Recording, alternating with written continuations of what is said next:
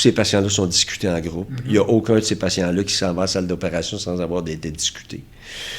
Et le groupe, bon, c'est la radiologie, la chirurgie, l'hémato-oncologie et la radio-oncologie. Bienvenue à La santé au-delà des mots, un rendez-vous avec des gens passionnés du réseau de la santé. Votre hôte, Jean-Pierre Gagné, lui-même médecin, vous fera partager sa passion pour le domaine et vous fera découvrir une foule d'invités et d'acteurs clés du réseau. Voici votre hôte, le Dr Jean-Pierre Gagné. Bonne écoute!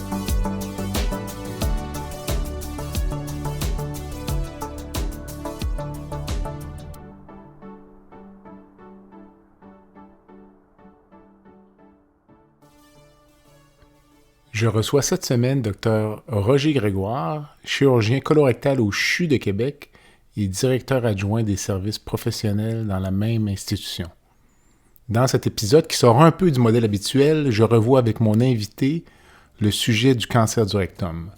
Au cours de l'entretien, nous faisons un tour complet de la pathologie, anatomie, facteurs de risque, prévention, dépistage, symptômes, diagnostic, bilan d'extension, traitement incluant chimiothérapie, radiothérapie, chirurgie, et nous parlons également des complications et des effets secondaires.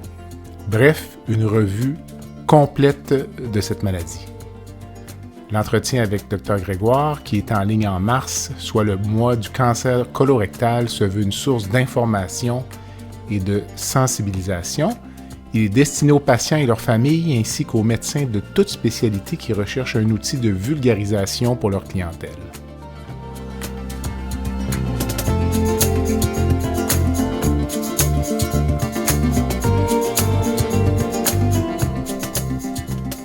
Je pense pouvoir dire, sans me tromper, que Roger est l'un des chirurgiens au Canada qui possède la plus vaste expérience dans le traitement du cancer du rectum.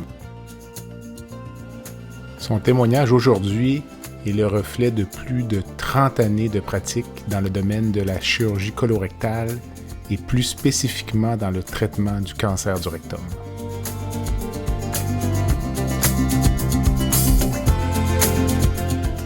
Je tiens cependant à souligner que les renseignements fournis dans cet épisode ne remplacent en aucun cas la rencontre avec votre médecin. Si vous avez des symptômes, consultez.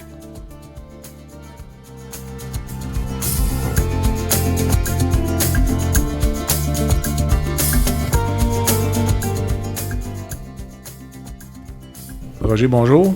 Salut bien, Jean-Pierre. Quatrième présence. Alors, je suis rendu un habitué. Aujourd'hui, c'est un épisode un peu différent, donc où on va tomber directement dans le vif du sujet. Donc, des épisodes, c'est une tentative, donc un essai, parler de pathologies fréquentes avec des experts dans le domaine. Donc, ça pourrait être utile, je pense, pour les patients. Ça peut être utile également pour la famille des patients. La population, puis également, même à la limite, des collègues d'autres spécialités là, pour un outil peut-être un petit peu de vulgarisation ou des choses comme ça. Donc, aujourd'hui, on va parler de cancer du rectum, qui est une pathologie qui t'a occupé pendant quelques années. Donc, d'un point de vue purement anatomique, d'abord, pour qu'on s'entende sur le cancer du rectum, on parle de quoi en termes de distance de la marginale et tout ça pour les patients, là? En fait, le rectum, c'est la dernière portion du gros intestin. Le rectum, on parle du cancer colorectal, alors tu as le cancer colique et le cancer rectal. C'est deux pathologies extrêmement différentes qui ne se traitent pas du tout de la même façon. Disons le rectum, là... si on veut mettre un ordre de grandeur, là, c'est peut-être, dépendant de la taille de l'individu, c'est entre 12 et 15, 17, 18 cm.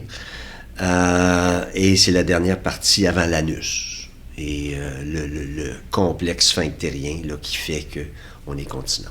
Puis on va dire peut-être que ce sont vraiment les 2/3 inférieurs du rectum qui sont vraiment c'est le 2/3 le cœur de la pathologie. En fait, oui. Parce que la partie supérieure du rectum, des fois, dépendant du volume de la lésion puis de sa position, elle va être traitée soit comme un côlon, soit comme un rectum, mais c'est vraiment la partie plus distale, là, les 10-12 derniers centimètres, là, qui sont ce qu'on appelle en dessous de la réflexion péritonéale. Là. Le péritoine, bon, c'est l'enveloppe à l'intérieur de l'abdomen. Le rectum, à un moment donné, le gros intestin sort de l'abdomen, devient le rectum. Le rectum moyen, le rectum inférieur sont sous la réflexion péritonéale, c'est-à-dire qu'ils sont entourés de graisse, mais ils ne sont plus dans le péritoine. OK. Quels sont les facteurs de risque pour développer un cancer du rectum? Bon, les facteurs de risque, il y a des facteurs épidémiologiques. Là, tout le monde l'a déjà entendu. Les diètes faibles en fibres, l'usage de viande rouge, les viandes transformées, comme toujours l'alcool, le tabac, etc., etc. Et le plus gros facteur de risque, c'est la présence de polypes au niveau de l'intestin ou des antécédents familiaux. Et là, il y a toutes sortes de types d'antécédents familiaux, là, soit des antécédents familiaux de polypes dans la famille, et on définira peut-être un petit peu ce que c'est les polypes, là, parce qu'il y a une grande variété. Là. Mm-hmm. Les patients viennent souvent nous voir et nous disent j'ai déjà eu des polypes, ou ma mère ou mon père a déjà eu des polypes. Il y a certains polypes qui sont problématiques, il y en a qui ne le sont pas. Et ou la présence d'un cancer du côlon chez les parents du premier degré. Okay. Ou plusieurs parents de la même ascendance. OK. Parce que parfois, il peut y avoir une tendance familiale sans que ce soit un cancer génétique. Génétique, exact. C'est quoi la différence, disons? La tendance familiale, c'est qu'on sait que le risque chez un patient, le risque, monsieur tout le monde, on appelle ça un risque moyen. Ça, c'est quelqu'un qui n'a personne dans sa famille qui a d'antécédents de polypes, adénomateux, on va en parler tantôt si tu veux, ou de cancer, et ça, c'est monsieur tout le monde. Puis là, après ça, tu as les gens qui ont, dans la famille, un parent du premier degré, que ce soit le père, la mère, le frère, la sœur, qui ont eu un cancer du côlon avant l'âge de 60 ans. Ça, c'est le premier facteur. Le deuxième facteur, c'est d'avoir eu des polypes du même type avant l'âge de 60 ans, ou un parent du premier degré et un parent du deuxième degré, cousin, oncle, tante, grands-parents, l'association des deux, premier degré, deuxième degré, sans égard à l'âge. Ça, c'est des facteurs de risque. C'est des facteurs de risque qui sont reconnus, là. Tu voulais parler d'adénome. Oui, l'adénome, en fait... On est dans la prévention un peu. Oui, en fait, l'adénome, je pense que ça, c'est extrêmement important, puis on pourra en reparler un peu plus tard. Parce qu'on voit beaucoup de patients qui nous sont référés, soit par des médecins de famille, soit par de nos collègues, pour coloscopie, antécédents de polypes. Les polypes de l'intestin, il y en a plusieurs types. Il y a des polypes qui n'ont aucune chance de devenir malins ou qui ne sont pas un marqueur du risque de malignité. Pour dire quelque chose, on fait une coloscopie, on trouve ce type de polype-là, on l'enlève, on l'analyse en pathologie. Le pathologiste nous dit c'est par exemple un type de polype qu'on appelle hyperplasique. Ce patient-là n'est pas un patient à risque et ne nécessite pas d'avoir une nouvelle coloscopie. Par contre, si l'architecture du polype au point de vue pathologique laisse présager qu'il s'agit d'un adénome, ben là, dépendant de la taille, dépendant du type, dépendant de certains facteurs pathologiques à l'intérieur de l'adénome, ça peut être un facteur de risque supplémentaire qui va nécessiter un suivi coloscopique dans 3-5 ans. Donc, on a parlé un peu des facteurs de risque, on a parlé un peu de prévention, on tombe par la force des choses dans le dépistage. Donc, tu as parlé d'individus à risque moyen. Si on évacuait, si on veut, entre guillemets, le chapitre du dépistage chez la personne à risque moyen. Okay. Donc, tu l'as précisé, c'est une personne qui n'a aucun antécédent, pas d'histoire familiale, qui arrive dans un ciel clair et qui veut avoir une forme de dépistage. Qu'est-ce qu'on peut offrir? Le dépistage actuellement qui est reconnu au Québec, et c'est la recherche de sang occulte dans les selles aux 2 ans à partir de l'âge de 50 ans, jusqu'à l'âge de 75 ans. on ne dépiste plus après l'âge de 75 ans. Ce qu'on voit malheureusement trop souvent, c'est le patient qui a des symptômes d'hérectorragie ou qui a des modifications des habitudes intestinales ou qui a, puis là on parlera tantôt des symptômes, mais bon, il y a des symptômes, disons on va prendre le symptôme classique, là, le saignement. Le sang dans les selles. Le sang dans les selles ou le sang sur le papier. Ça sert absolument à rien d'avoir un dépistage par recherche de sang dans les selles parce que d'emblée, ce patient-là a besoin de coloscopie. Alors donc, le risque moyen devrait avoir recherche de sang dans les selles aux 2 ans jusqu'à l'âge de 75 ans. Par la suite, dépendant du risque, ben là, la coloscopie va se faire à un moment ou à un autre en fonction des symptômes, en fonction du risque.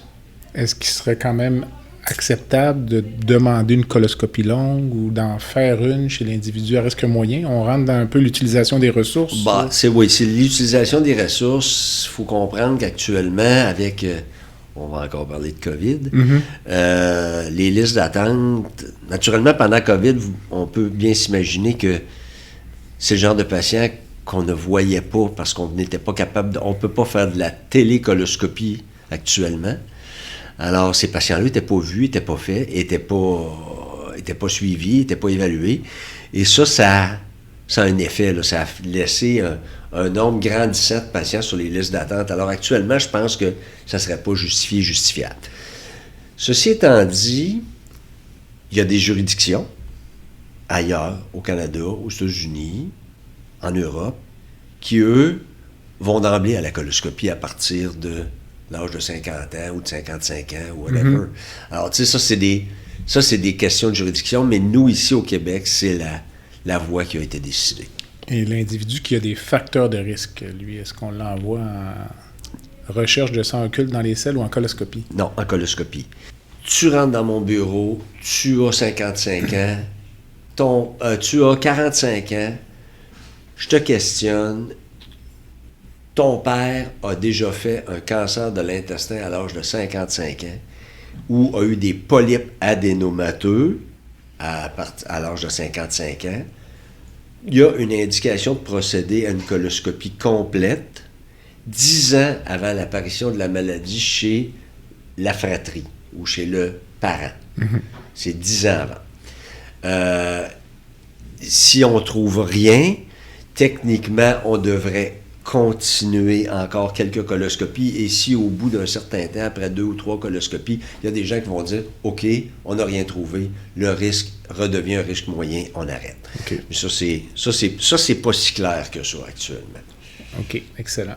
On a parlé un peu tout à l'heure des symptômes, donc on a parlé de sang dans les selles, on a parlé de modification des habitudes des selles. Ça consiste en quoi, ça, la modification des habitudes des selles? Parce qu'il y a beaucoup de gens qui ont de la diarrhée de temps en temps, un peu de constipation. Ouais.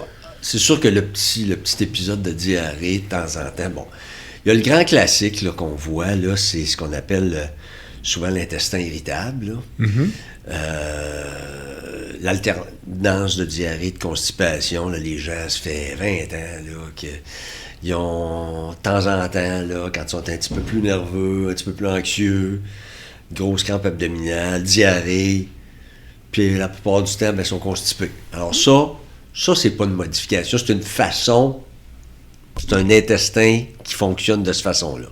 La modification des habitudes intestinales, c'est le patient qui, à tous les jours, depuis 25 ans, prend son café le matin, puis là, il y a un appel de la nature, il va à la selle, la petite dature. Mais depuis 2 mois, là, il va plus juste le matin, il va 2 fois l'après-midi, puis il va après le souper. Alors ça, c'est une modification de l'habitude intestinale. Même s'il n'y a pas de sang, même s'il n'y a pas de crampe dans le ventre, même s'il n'y a pas rien de ça, c'est une modification des habitudes intestinales.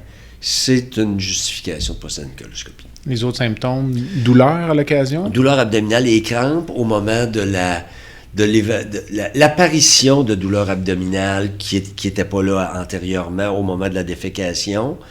Les fausses envies, parce que le rectum, la tumeur, en fait, le rectum est un organe de capacitance. Normalement, il n'y a pas de selles dans le rectum. Les selles arrivent dans le rectum, sont poussées par le gros intestin, et là, on a la sensation d'avoir envie d'aller à la selle, on diffère l'évacuation jusqu'au moment de s'asseoir sur la toilette. Bon. Mais quand il y a un cancer du rectum relativement bas, proche du plancher pelvien, ça stimule le plancher pelvien et les gens ont des fausses envies. On appelle ça du ténisme. Alors, on va aller s'asseoir 5, 6 fois, 7 fois, 8 fois par jour sur la toilette parce qu'ils ont l'impression d'avoir envie d'aller à la selle, mais tout ce qui sort, c'est un petit peu de sang, un petit peu de mucus ou presque rien. Ça, c'est un symptôme. Il y a la douleur. La douleur, c'est un signe. Il y a la douleur abdominale, mais il y a aussi la douleur pelvienne. Donc, ça veut dire la douleur, vraiment, on a l'impression, au niveau des fesses, du rectum. Ouais, c'est ça. Au niveau du. Vraiment, là, ce qu'on appelle le périnée, là, le plancher pelvien, là, ça, en général, c'est un mauvais signe. Ça, en général, là, c'est parce qu'il y a un envahissement là, du complexe sphinctérien. Puis, en général, c'est pas une bonne idée. Là. C'est pas une bonne nouvelle. Là. OK. Alors, moi, je consulte mon médecin, puis je lui relate un de ces symptômes-là. Donc, du sang dans les selles et ou fausses envies et ou douleur. Là. Le minimum à quoi je devrais m'attendre lors de cette première consultation-là, c'est quoi? Bon, la première chose, c'est évidemment d'avoir un questionnaire complet, les antécédents, etc., la médication, parce qu'il y a quand même de la médication qui peut... Le patient, pour dire quelque chose, a été découvert hypercholestérolémique. Mm-hmm. On lui donne un médicament pour faire baisser son cholestérol. Il y a de ces médicaments-là qui vont donner de la diarrhée. Mm-hmm. Alors, il faut savoir s'il n'y a pas eu l'introduction de nouveaux médicaments récemment. Ça, c'est des choses qu'il faut savoir. Bon. Ceci étant, disons que tout ça est négatif, ben, il faut avoir un examen physique. Un examen physique qui inclut l'examen de ce qu'on appelle les aires ganglionnaires cervicales, parce qu'il peut y avoir ce qu'on appelle des métastases, c'est-à-dire s'il y a un cancer du rectum particulièrement, les métastases peuvent se propager au niveau systémique, mais aussi au niveau des aires ganglionnaires supraclaviculaires. Évidemment, un examen abdominal pour potentiellement palper une masse s'il y en a une. Regarder le foie, c'est-à-dire faire inspirer le patient, essayer de palper le foie, voir si on sent des masses. Et naturellement, l'examen du périnée, c'est-à-dire un toucher rectal. Ça, c'est mandatoire. Un patient qui vient pour modification des habitudes, des selles, sang dans les selles, fausses envies, douleur anale. Il faut qu'il y ait un examen visuel de l'anus, puis il faut absolument qu'il y ait un toucher rectal. Ça, c'est un must. Là. Le diagnostic, on l'a évoqué tout à l'heure, va passer par la coloscopie. La coloscopie est faite. Malheureusement, la nouvelle tombe. J'ai un cancer du rectum. Qu'est-ce qui va se passer au cours des prochaines semaines en termes de bilan de cette maladie-là? Bon. À quoi je devrais m'attendre? En fait, le gros élément important pour nous, là, qui faisons de la chirurgie colorectale, c'est quoi le niveau? La première affaire que tu veux savoir, c'est est où la tumeur dans le rectum? Es-tu à 2 cm de l'anus? Ou es-tu à 7 cm de l'anus? Ou est-ce qu'elle est à 10 cm de l'anus? Parce que les questions et les réponses pour le patient ne seront pas du tout les mêmes. Mm-hmm. Okay? Si la lésion est très, très basse, ben, la question qui vient souvent ensuite, le patient va nous dire « Je vais-tu avoir un sac pour le restant de mes jours? » Bon, ben ça, faut savoir exactement où est la tumeur. Alors, ce qu'on va souvent faire, c'est qu'on va faire ce qu'on appelle une rectoscopie. C'est-à-dire, au lieu de faire une coloscopie, qui est un appareil flexible, on prend un tube qui est rigide et on introduit ce tube-là, puis on se rend jusqu'à la tumeur, puis là, on mesure jusqu'à la sortie de l'anus. C'est quoi le niveau? Ça, pour nous, c'est bien important. Par la suite, on fait ce qu'on appelle un bilan d'extension, c'est-à-dire qu'on va faire une tomodensitométrie pour voir s'il n'y a pas des métastases pulmonaires ou des métastases hépatiques, la carcinomatose péritonéale, c'est-à-dire de la maladie à l'intérieur du péritoine. Puis, on va faire une résonance magnétique. Et là, la résonance magnétique va nous indiquer... En fait, ces 2 examens complémentaires, la tomodensitométrie nous montre la maladie à distance, alors que la résonance magnétique nous montre l'étendue de la maladie locale, pardon, et qui va déterminer par la suite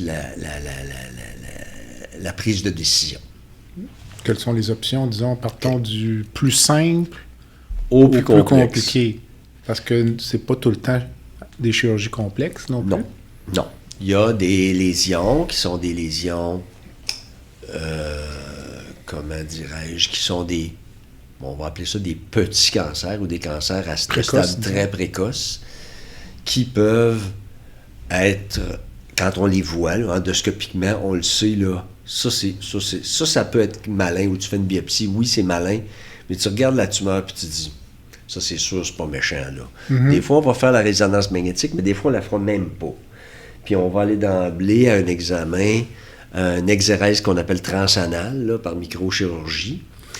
Et par la suite, on analyse cette pièce pathologique-là, et dépendant du rapport de la pathologie, ben, il peut y avoir plus ou moins d'autres traitements. Bon, excluant ceci, on a un cancer du rectum, c'est un cancer du rectum, ça n'a pas l'air d'un polype transformé, c'est vraiment un cancer du rectum. On fait la résonance magnétique.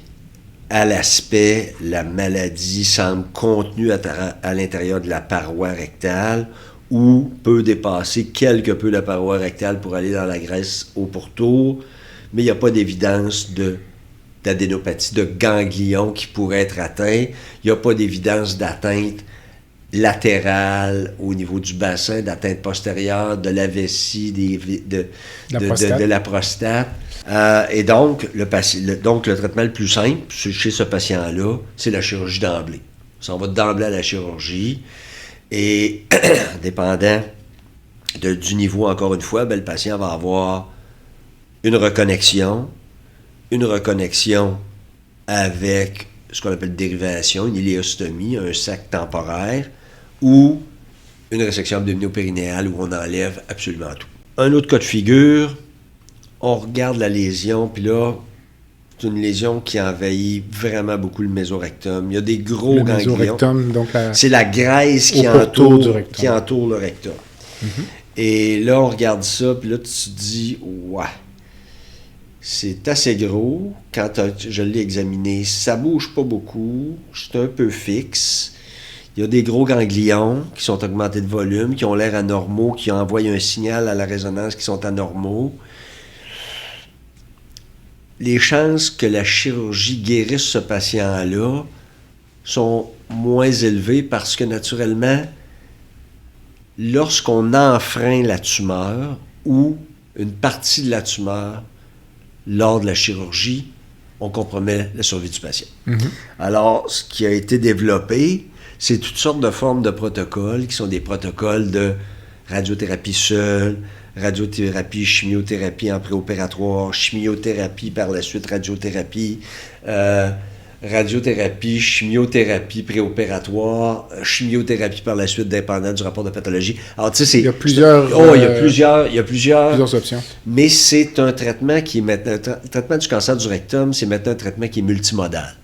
Puis c'est pour ça que ces patients-là sont tous discutés parce que, bon, la plupart du temps, le chirurgien qui a vu le patient, il a une idée là, quand il regarde la résonance magnétique, puis le scan, puis tout ça, qu'est-ce qu'il va faire. Mais pour dire quelque chose, tu as un cancer du rectum, tu as 2 métastases hépatiques, la question, ça va être qu'est-ce qu'on va faire en premier. Ça, c'est toujours la question qu'on se pose. Mm-hmm. Qu'est-ce qu'on fait en premier? La plupart du temps, on va attaquer le foie en premier parce que ce qui risque de tuer le patient, c'est le fait qu'il y a des métastases hépatiques. Mm-hmm. Alors, on va donner de la chimiothérapie pour un certain nombre de semaines pour voir si le patient répond, si les métastases répondent. Si les métastases répondent, vont être envoyés au chirurgien hépatobiliaire. Par la suite, le patient pourrait être amené directement à la chirurgie ou il pourrait recevoir encore de la radiothérapie et de la chimiothérapie pour son cancer du rectum pour ensuite être opéré. Alors, tu sais, ça peut être un traitement là, qui peut s'échelonner sur 6, 9, 12 mois. Là. Est-ce que la radiochimiothérapie que tu donnes avant l'intervention pourrait m'éviter une chirurgie? Oui. Il y a des protocoles... les nouveaux protocoles qui sont utilisés, particulièrement le protocole où on utilise la chimiothérapie et la radiothérapie de courte durée, ont des résultats assez intéressants. Il y a plus de patients qui ont une réponse pathologique complète, qu'on appelle, que n'importe quel autre protocole. En bout de piste, ils n'ont peut-être pas nécessairement plus de survie ou de survie sans maladie, mais ils ont certainement plus de réponse pathologique complète. Et on sait très bien que le patient qui a une réponse pathologique complète, ses chances de survie sont extrêmement élevées, de l'ordre de 95%.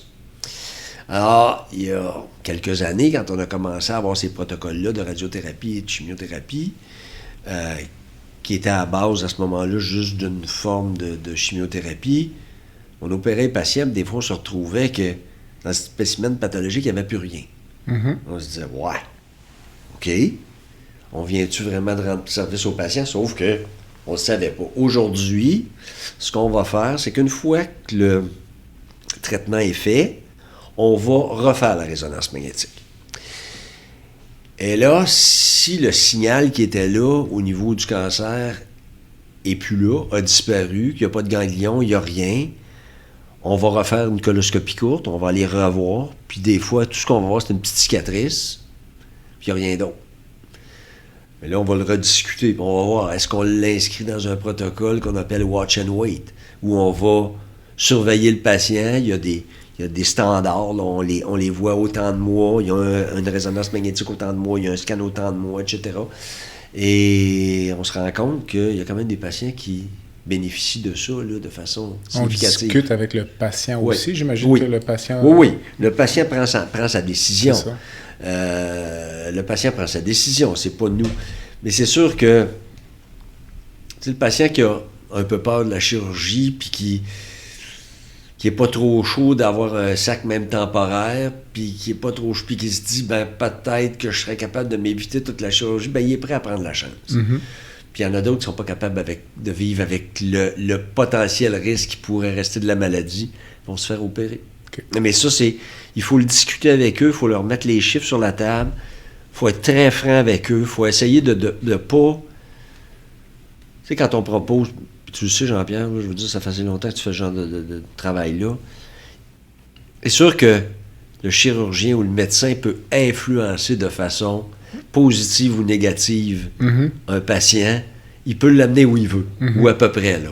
C'est dépendant de la façon dont il va le présenter. Mais je pense qu'il faut rester objectif là-dedans, puis laisser le patient décider. La plupart des patients sont capables de décider. Le podcast « La santé au-delà des mots » est une présentation du groupe conseil Beauchamp, Beaulieu, Dessureau, Toupin de la financière Banque nationale Gestion de patrimoine.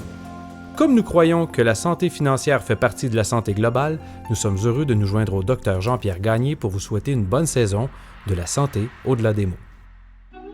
Tu veux lancer ton propre podcast, mais tu ne sais pas comment t'y prendre? Pas de problème. Mouton Marketing peut t'accompagner de la conception au lancement.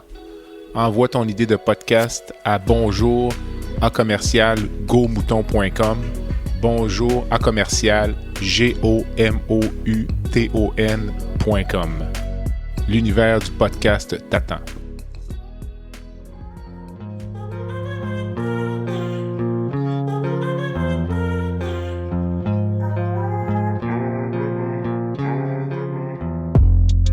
Visitez le site web du balado à www.baladosanté.ca au BALADO-SANTE.ca. Visitez également notre page Facebook, envoyez-moi des commentaires, des suggestions d'invités et abonnez-vous au balado sur la plateforme de votre choix.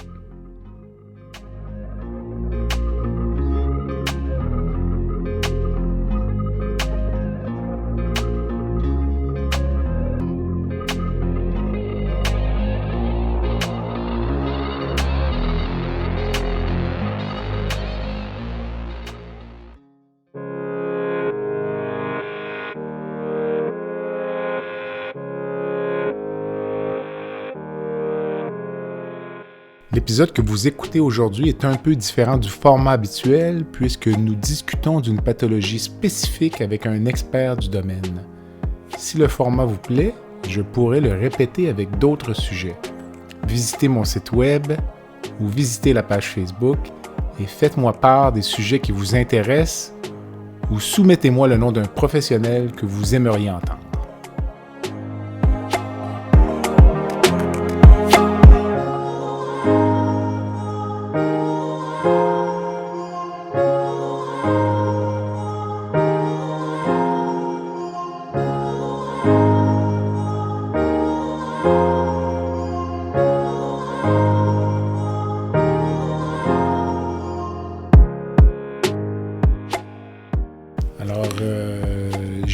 J'avais un cancer du rectum qui nécessitait des traitements préopératoires que j'ai eu. J'ai eu un bilan après ces traitements-là. Il y a une réponse, mais pas complète. Donc là, je m'en vais en chirurgie. C'est ça. Je devrais m'attendre à quoi en termes de chirurgie? Donc là, tu parlais tout à l'heure, on pourrait évacuer tout de suite l'abdominopérinéal. C'est quoi la résection? La résection abdominopérinéale, c'est lorsque la maladie atteint le complexe sphinctérien et que en enlevant la maladie, on sait qu'on ne sera pas capable de se reconnecter plus bas. Ou le patient qui a un cancer du rectum et avant l'apparition du cancer du rectum était déjà incontinent. Alors, ce genre de patient-là, c'est pas bien une bonne idée d'y enlever son organe de capacitance, là, qui est supposé recevoir les selles puis les retenir jusqu'à temps qu'on soit capable de se rendre à la toilette. Mm-hmm. Si le patient est déjà incontinent, c'est sûr que quand on va prendre un bout d'intestin qui n'est pas normalement supposé être à cet endroit-là, il va être encore incontinent et il va être aux couches pour le restant de ses jours. Puis il y a le choix du patient. Mm. Le patient peut dire, moi là, je veux une opération, je veux pas de sac temporaire, je veux pas risquer d'avoir de complications, je veux l'opération la plus sécuritaire possible, une seule opération. Ben à ce moment-là, ça va être ça. Ça va être la résection abdominopérinéale. Bon. Sinon, on s'en va on s'en va, la plupart du temps, vers une reconnexion, c'est-à-dire qu'on enlève tout le rectum, le pourtour, c'est-à-dire le mésorectum qu'on parlait tout à l'heure, la graisse, jusqu'au niveau de l'aorte, et on enlève ce segment d'intestin-là, et là, on mobilise tout le côlon gauche et la partie gauche de l'intestin pour la descendre, pour venir la reconnecter en bas de où était la tumeur. Lorsqu'il y a eu radiothérapie, la majeure partie du temps, on est assez prudent là, parce que on va mettre on va protéger notre connexion par ce qu'on appelle une iléostomie de dérivation. Il y en a qui vont faire des colostomies de dérivation sur le côlon. Nous, on préfère beaucoup l'iléostomie. C'est plus facile à fermer, c'est plus facile à faire. L'iléostomie ne prévient pas la fuite anastomotique. On va parler de ça, la fuite anastomotique. La fuite anastomotique, c'est lorsqu'on connecte les deux bouts d'intestin ensemble, bien que c'est bien fait, puis bien que c'est fait de façon adéquate, puis bien qu'on vérifie qu'il n'y a pas de fuite au moment de l'opération, il peut arriver qu'après l'opération, ça se déconnecte. C'est 10 à 15% des cas dans le cancer du rectum. Particulièrement si tu es un homme, si tu as été irradié, ou si la lésion était en bas de 7 cm.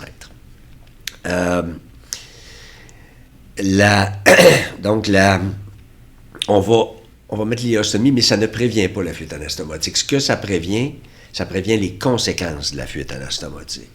Alors, le patient qui n'aurait pas d'iléostomie de dérivation, il y a une bonne fuite anastomotique, bien naturellement, les selles s'en vont dans le bassin, s'en vont dans le ventre, le patient se retrouve en péritonite, puis là c'est le désastre. Là, on court après on court après. Là. Le patient va être ici pendant des semaines. Là.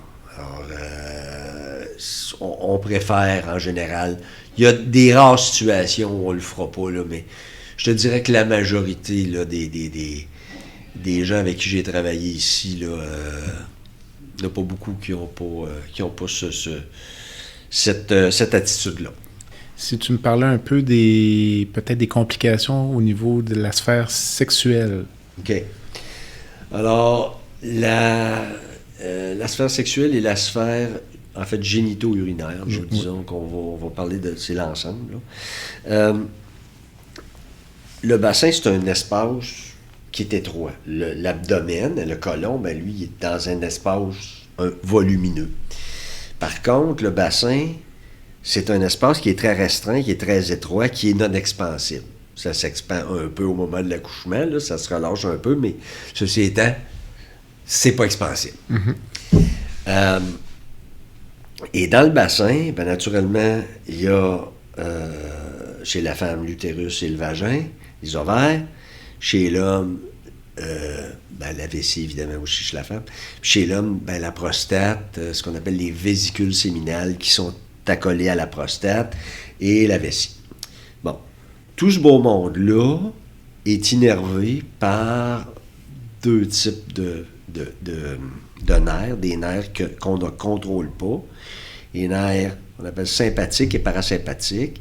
Et avec la radiothérapie, ces nerfs-là peuvent être atteints. Mais non seulement ces nerfs-là peuvent être atteints par la radiothérapie, mais lorsqu'on fait la chirurgie, si la tumeur est très volumineuse, on peut sectionner ces nerfs-là ou les dénerver en partie. Alors les patients vont se retrouver avec deux types, au point de vue sexuel, deux types de complications. La première, qui est une complication peut-être un peu moins importante, qui s'appelle l'éjaculation rétrograde, c'est-à-dire les gens vont avoir une relation sexuelle, vont avoir un orgasme, mais il n'y a pas de sperme qui va sortir. Alors le sperme remonte dans la vessie, c'est ce qu'on appelle l'éjaculation rétrograde. Mais ça n'empêche pas d'avoir le plaisir de la relation sexuelle.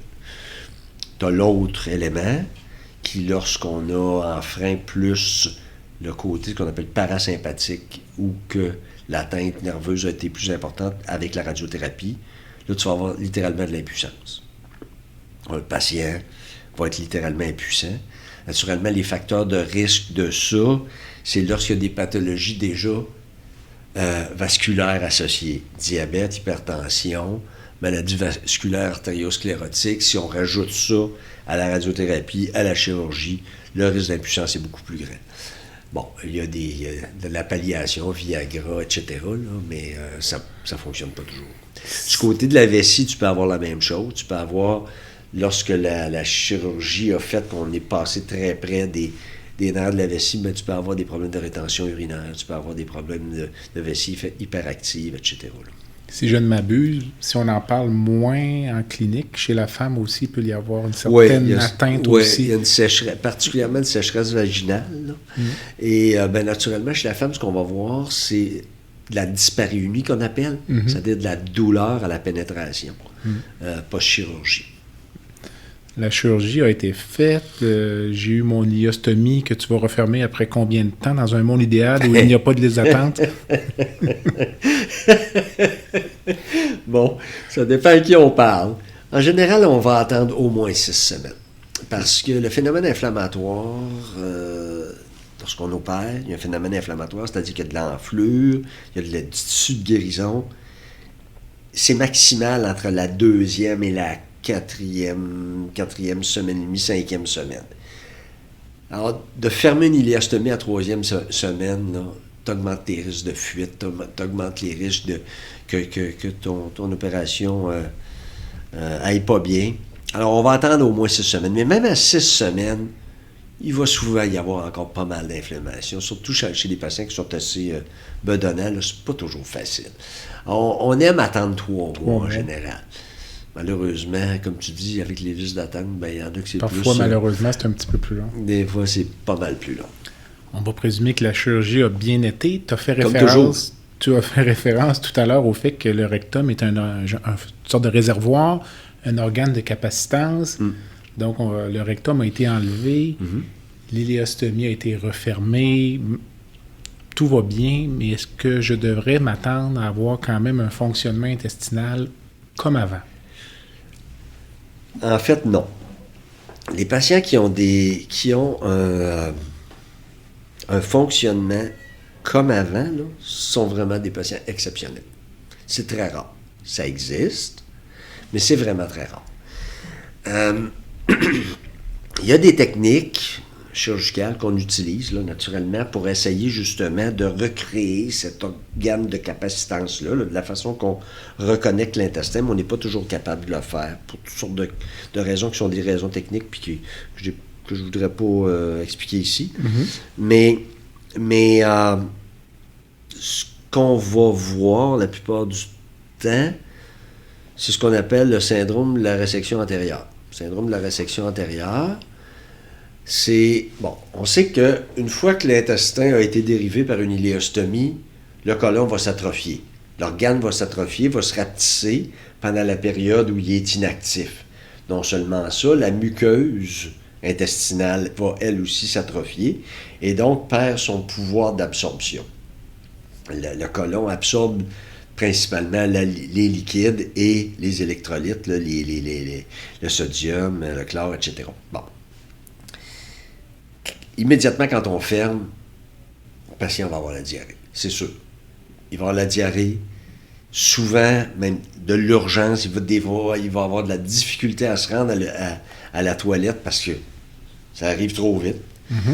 Et éventuellement, bon, ça, cette période-là, c'est variable en termes de temps, là. Il y a des gens qui, à l'intérieur d'une couple de semaines, 4, 5 semaines, vont être pas si pires. Il y en a qui vont prendre 4 mois, puis il y en a qui ne reviendront jamais comme il faut.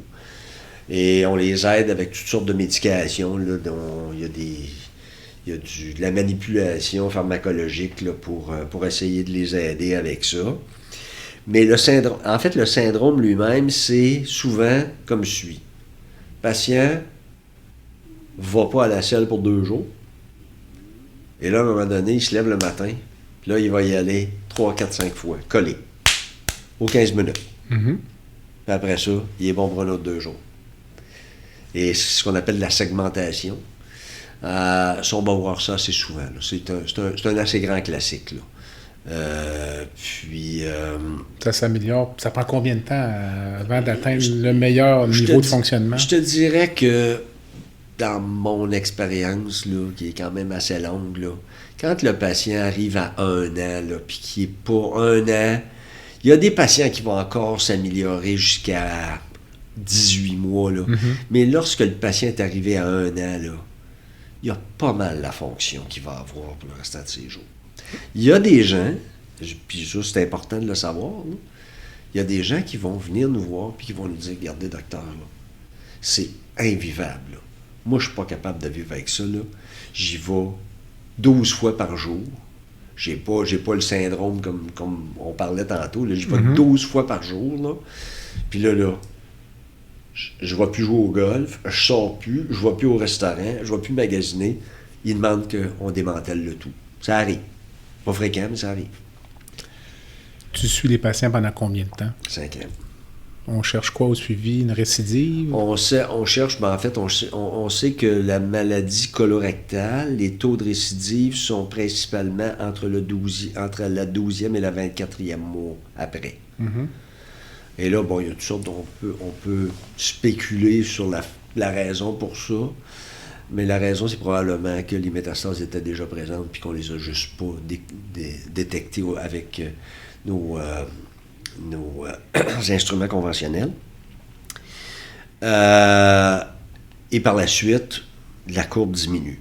Donc, ce qu'on cherche, on cherche des métastases hépatiques, on cherche des métastases pulmonaires, on cherche la récidive locale. Hein? Parce qu'il peut y avoir une récidive locale.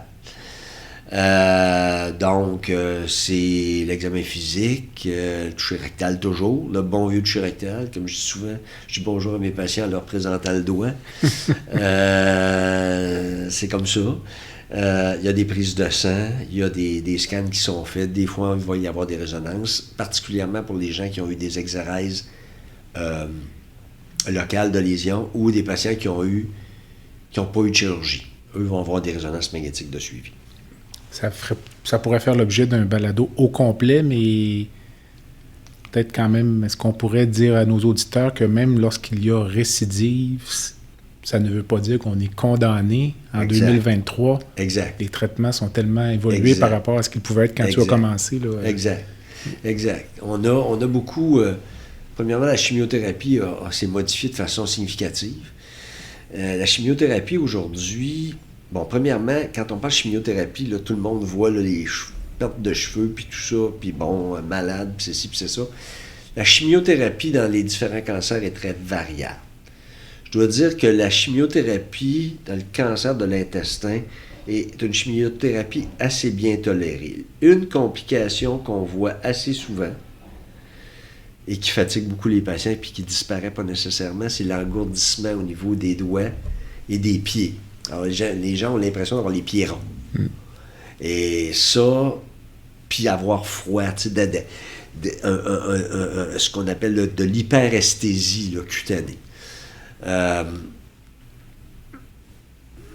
C'est variable, je dirais, là, puis il y en a qui le récupèrent, il y en a qui ne récupèrent pas. Mais ça ne veut pas dire que le patient est mort, parce qu'il y a une récidivité. On a fait un bon tour d'horizon. Peut-être, aurais-tu quelques messages clés, disons, à nous confier avant de conclure? Des messages clés. Ben, des messages clés, oui, je pense que oui. Un saignement, là, c'est pas toujours des hémorroïdes. Et ça, je me suis battu toute ma vie avec ça. J'ai toujours dit aux étudiants, les hémorroïdes, ça a le dos large. Mm-hmm. Tout ce qui se passe autour de l'anus, c'est à cause des hémorroïdes. Et c'est, dans la population générale, on voit des annonces à la TV de préparation H, puis de tout ce que tu veux. Puis, c'est dans la culture populaire que tout ce qui se passe autour de l'anus, c'est les hémorroïdes. Ça pique, ça chauffe, ça brûle, ça saigne, ça fait mal. C'est toujours les hémorroïdes, ce qui est faux, évidemment. Les hémorroïdes, ça saigne, puis ça fait pas mal. Ça fait mal juste quand il y a des caillots dedans, puis ça sort. Mm-hmm. Puis si ça fait mal, la très grande majorité du temps, c'est pas des hémorroïdes. Ça veut pas dire que c'est grave, mais ce ne sont pas des hémorroïdes. Non, c'est ça, exact. Deuxième affaire que je dis souvent aux étudiants dans le temps, quand j'étais chirurgien, je leur disais, l'anus, ça mord pas, ça n'a pas de dents. Alors, vous pouvez examiner un anus, il n'y a pas de danger, vous ne vous ferez pas mal. Ça peut être inconfortable pour le patient, mais vous ferez pas mal. Alors, un patient là, qui a une plainte de la région périnéale, saignement, brûlement, chauffement, démangeaison, doit avoir un toucher rectal par le docteur qui rencontre. S'il ne l'a pas, c'est une grave erreur. C'est le minimum. C'est plus que le minimum. Okay? C'est une obligation. Puis dans notre groupe, là, toutes les années, là, on envoyait 4-5 patients là, qui arrivaient, là, qui avaient été traités là, pour des saignements, hémorroïdes, puis tout ça. Puis tu te mets le doigt, puis tu manques de te casser le doigt parce que tu tombes sur une tumeur qui est tellement dure que c'était pas manquable. La deuxième affaire, c'est si tu as un saignement, ça te prend une coloscopie. Mm. C'est pas toujours grave, un saignement. La très grande majorité des cas, ça sera pas grave. Ça va être, oui, des hémorroïdes, dans la très grande majorité des cas. Mais il faut éliminer quelque chose de grave. Parce qu'il y a quand même aussi, il n'y a pas seulement le cancer, mais il y a les maladies inflammatoires là, qui peuvent être diagnostiquées. Ça, c'est l'autre chose. Puis le troisième élément, je pense, c'est vraiment d'être au courant de notre histoire familiale. Tu sais, quand on dit « mon père, il a eu des polypes », il faut savoir le type de polype. Parce que souvent, là, les gens ne feront pas la différence. Parce que le risque est très, très différent. Très, très, très différent si c'est des adénomes ou si c'est des polypes hyperplasiques ou autre. Ça, je pense que c'est extrêmement important. Puis, naturellement, pour le reste, c'est la modération a bien meilleur goût dans tout ce qu'on fait. Et j'ajouterais peut-être aussi de consulter. Oui, évidemment, de ne pas avoir peur de consulter. Il y a un petit côté tabou aux plaintes digestives basses. Et donc, ça, c'est sûr, mais je te dirais qu'aujourd'hui, c'est peut-être un peu moins pire que c'était. Mais il reste que pour les personnes plus âgées, oui, c'est encore un peu mystique, toute la fonction intestinale, c'est encore un peu mystique, là. Alors, mais je pense qu'il faut essayer de rassurer les patients le plus possible, puis surtout, ne jamais prendre leur plainte à la légère. Mm-hmm. Tant et aussi longtemps qu'on n'a pas éliminé quelque chose de dangereux, ça peut être dangereux. Un chirurgien colorectal de Toronto, peut-être un de tes anciens collègues d'ailleurs, disait que les plaintes au niveau de l'anus incluant les hémorroïdes, il faut les investiguer de façon agressive et les traiter de façon conservatrice. Ouais. Donc, en excluant le cancer du rectum. Exact. C'est tout à fait vrai. C'est tout à fait vrai. Alors, Roger, merci. Ça me fait plaisir. On va te réinviter sûrement dans le futur. Ça se pourrait. Ça se pourrait. Merci beaucoup. Bye. Merci.